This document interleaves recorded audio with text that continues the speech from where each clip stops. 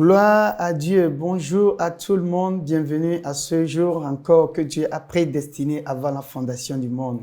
Je suis Christophe Kossiagli, c'est toujours un plaisir de vous servir ce repas.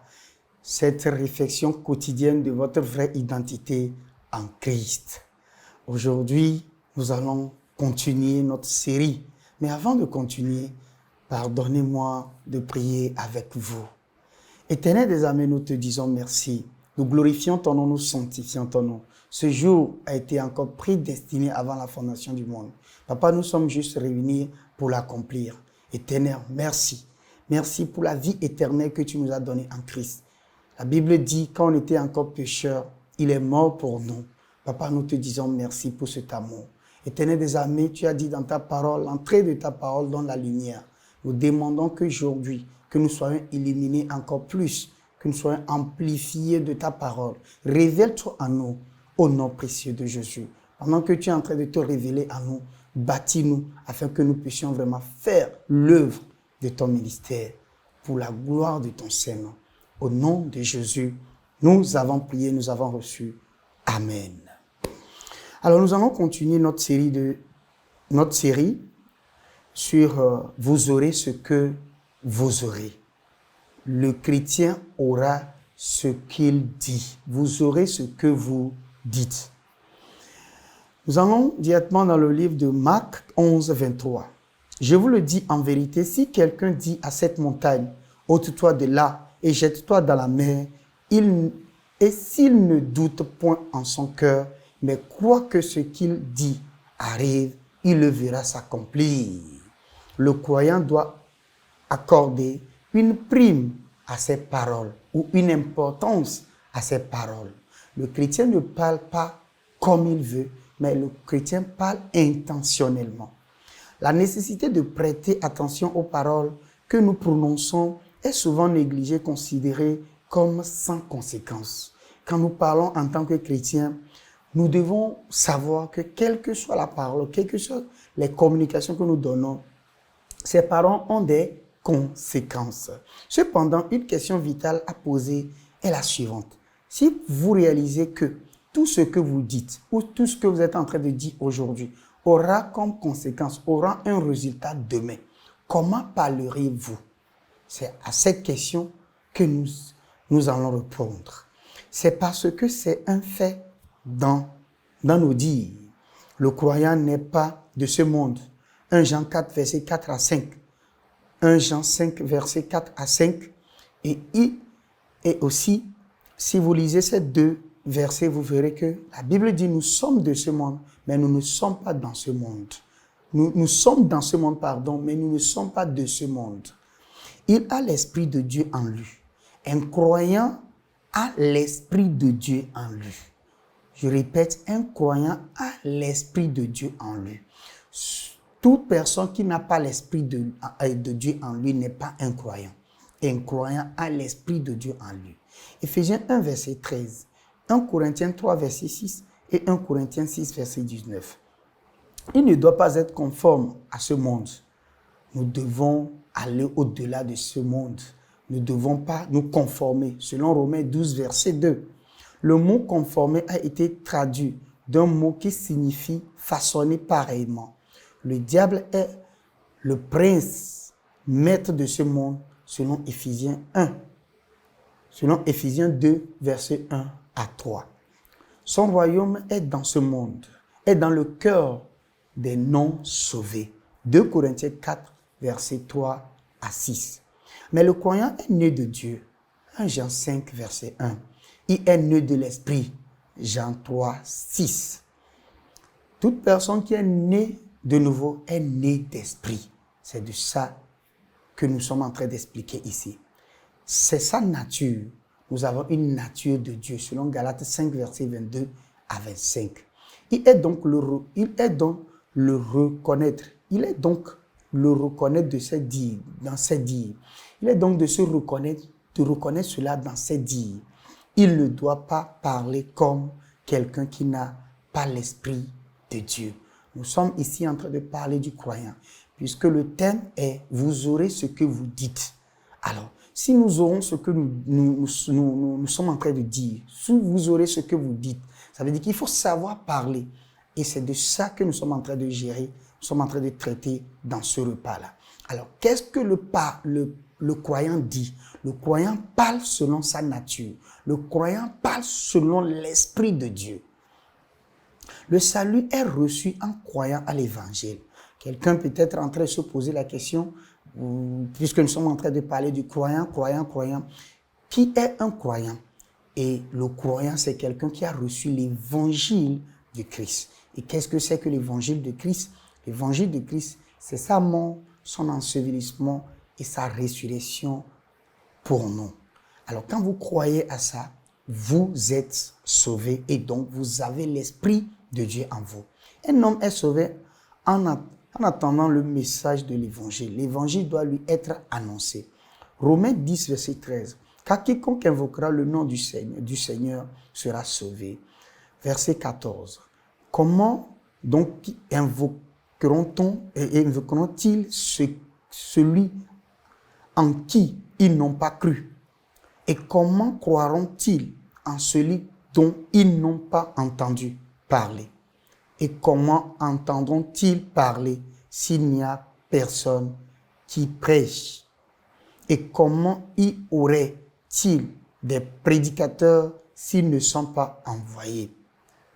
Selon qu'il est écrit qu'ils sont beaux les pieds de ceux qui annoncent la paix, de ceux qui annoncent de bonnes nouvelles.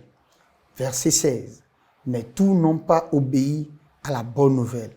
Aussi Ésaïe dit-il, Seigneur, qui a cru à notre prédication? Ainsi, la foi vient de ce qu'on entend, et ce qu'on entend vient de la parole de Christ.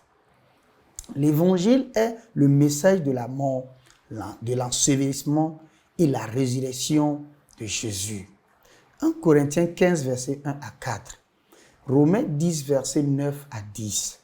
Il a cru en son cœur et a dit de sa bouche ce qui avait cru en son cœur et il a été sauvé. Autrement dit, l'évangile, quelqu'un est sauvé quand la personne croit dans son cœur et confesse de sa bouche que le Seigneur a ressuscité Jésus parmi les morts. Et quand vous croyez en cela, vous êtes sauvés. C'est pourquoi ces paroles lui ont fait recevoir le salut et la vie éternelle. Quelqu'un qui dit qu'il est sauvé ou bien quelqu'un qui a cru dans son cœur et qui a confessé ce que le Seigneur Jésus-Christ a fait sur la croix est sauvé et donc à la vie éternelle et donc à l'Esprit de Dieu en lui. Il doit donc reconnaître que les paroles ont une valeur éternelle. Alors, quelqu'un qui est né de nouveau et donc qui a l'Esprit de Dieu et qui a la vie éternelle doit reconnaître aussi que ces paroles sont éternelles. Jésus a parlé de l'importance des paroles dans Matthieu 12, verset 36. Je vous le dis, au jour du jugement, les hommes rendront compte de toute parole vaine qu'ils auront proférée ou prononcée. Car par tes paroles, tu seras justifié et par tes paroles, tu seras condamné. Il a dit qu'un homme reçoit une justification par ses paroles. Salomon a également parlé de l'importance des paroles dans les textes de l'Ancien Testament de la Bible. Proverbe 18, verset 20. C'est du fruit de sa bouche que l'homme rassasie son corps. C'est du produit de ses lèvres qu'il se rassasie. La mort et la vie sont au pouvoir de la langue. Quiconque l'aime en mangera les fruits.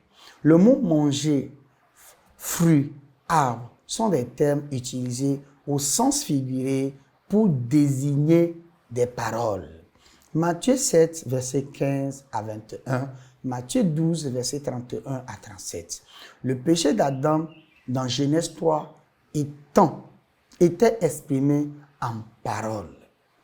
Le livre de la Genèse a été écrit par Moïse. Les événements qu'il a documentés lui ont été communiqués dans une vision. Une vision serait une combinaison du littéral et du figuré. Par exemple, Acte 10, versets 10 à 43, il a été dit à Pierre de tuer et de manger des animaux impurs dans sa vision. L'interprétation littérale n'aurait pas expliqué qu'il s'agissait d'une référence à l'évangile prêché à la nature des païens. Acte 11, verset 1 à 18. Romains 5, verset 12. Comme par un seul, le péché est entré dans le monde. Romains 5, verset 19, comme par la désobéissance d'un seul homme. Le mot désobéissance signifie un refus d'entendre. Cela signifie que des paroles lui ont été communiquées, mais qu'il ne les a pas reçues. Que lui a-t-on communiqué? Nous allons voir quelle a été la communication, quelle a été la parole donnée à Adam. Genèse 1, 26. Puis Dieu dit, faisons l'homme à notre image, selon notre ressemblance, et qu'il domine sur les poissons de la mer, sur les oiseaux du ciel, sur les bétails, sur toute la terre et sur tous les reptiles qui rampent sur la terre. Le verset 27. Dieu créa l'homme à son image, il le créa à l'image de Dieu. Il créa l'homme et la femme. Le plan de Dieu était que l'homme soit à l'image et à la ressemblance de Dieu. Le mot image a été traduit du mot acquis, mot acquis signifie une figure. Le mot ressemblance décrit une similitude, c'est-à-dire qu'elle se trouve à un autre endroit. Par conséquent, l'image et la ressemblance de Dieu signifierait Dieu trouvé dans l'humanité en tant qu'homme. Jésus est appelé l'image de Dieu. Le mot image dans Colossiens 1, verset 15 a été traduit d'un mot qui était historiquement utilisé pour les artisans. Cela signifie graver sur une autre surface de sorte que vous ne puissiez pas distinguer les deux. Donc, quand vous prenez, par exemple, votre image, votre photo et vous, il n'y a pas de différence. L'image, c'est l'empreinte, c'est la vraie personnalité de la personne sur une autre forme. Nous pouvons le dire ainsi. Hébreux 1, verset 3. L'empreinte de sa personne. Le mot empreinte signifie reproduit exactement. Il ne s'agit pas d'une photocopie. Adam devait donc recevoir la filiation par Jésus-Christ. Cela a été communiqué dans l'arbre de vie, Genèse 2, verset 17. Et Genèse 2, verset 17 est la première mention du mot mort dans la Bible. La mort fait référence à l'absence de vie. La mort ne peut arriver que parce qu'il y a la vie. Le choix d'Adam en dehors de la vie était la mort. Romains 5, verset 12. Il avait donc la promesse de la vie au commencement. Jean 1, verset 4. Jean 14, verset 6. En Christ est cette vie. Ainsi, le choix d'Adam en dehors de Christ était le péché. Comment s'est-il alors exprimé? Proverbe 18, verset 20.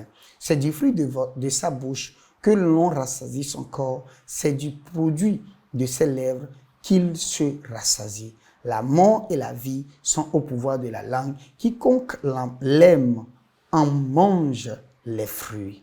L'expression la langue ici n'est pas la langue physique. Elle fait plutôt référence aux paroles. Le mot fruit fait référence à des paroles. Alors Adam prononça des paroles dans l'incrédulité. Cela signifie que le mot que les mots déterminent l'éternité d'un homme.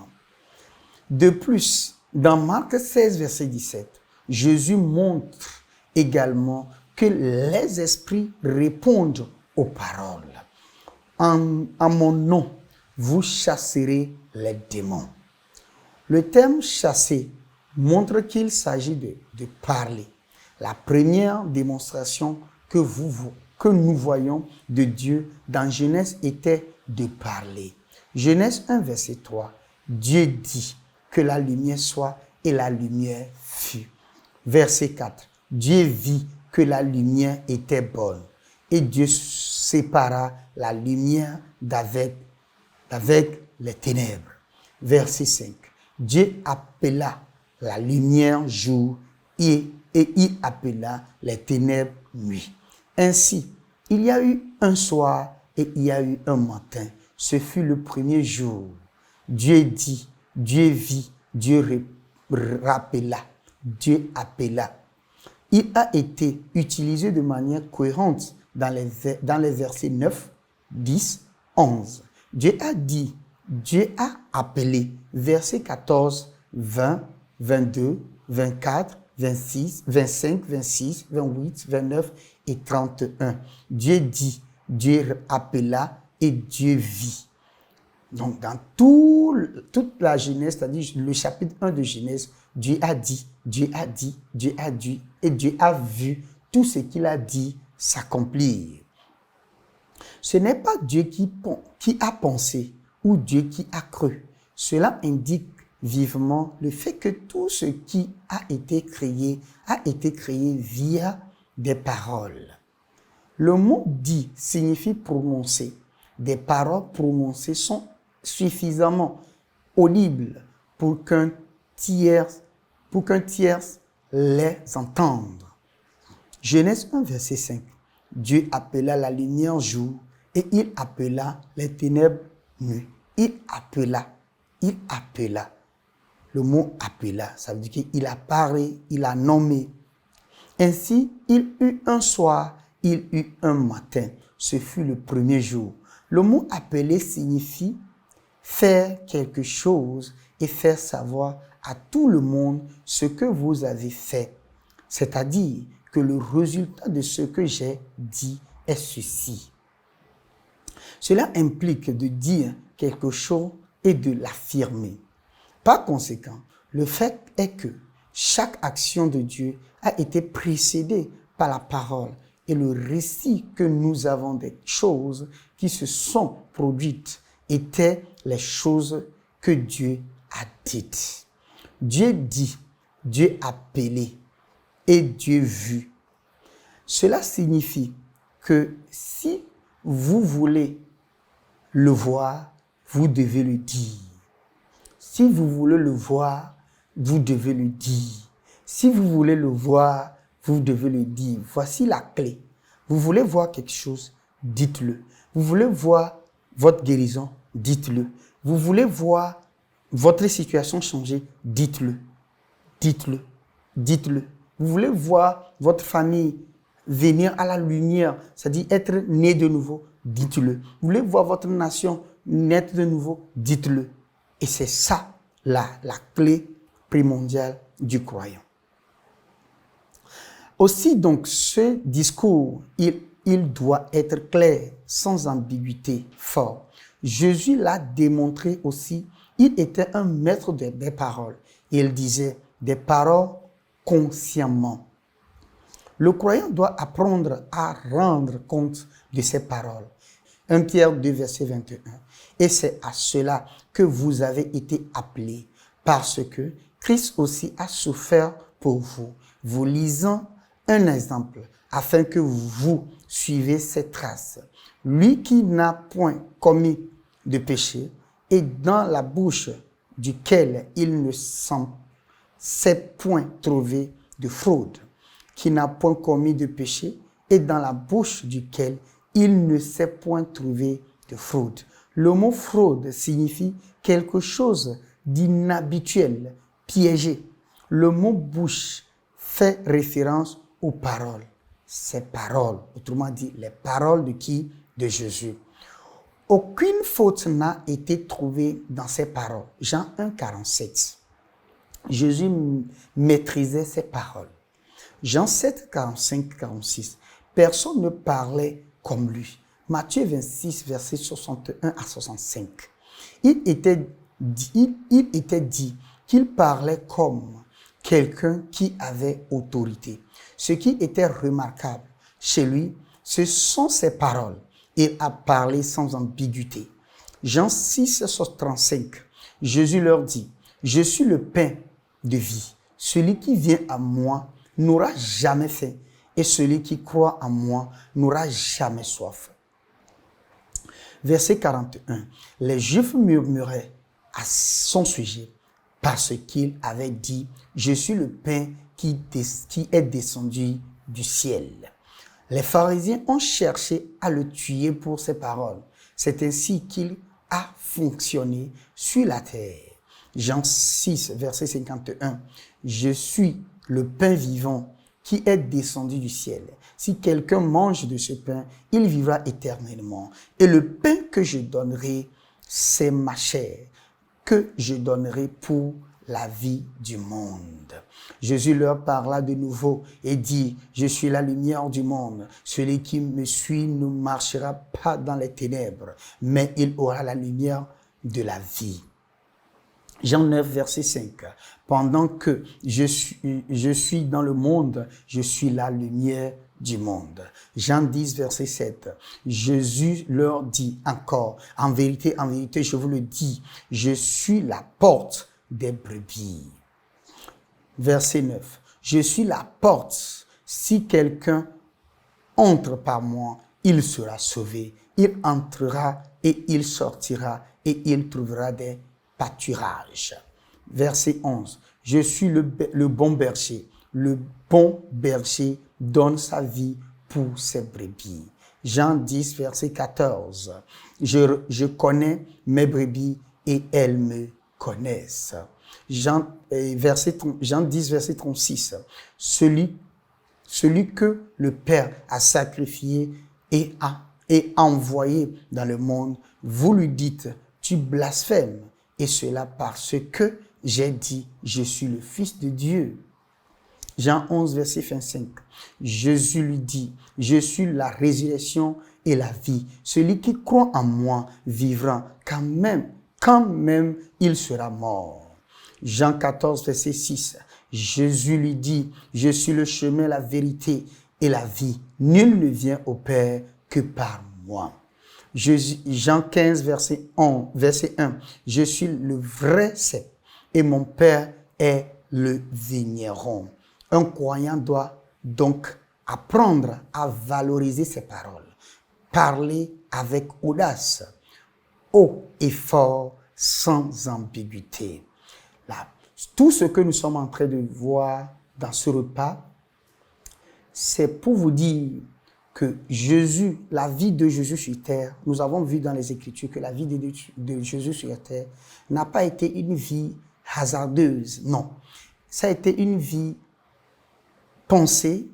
Jésus disait tout ce qu'il pensait. Jésus analysait tout. Il ne parlait pas parce qu'il faut parler.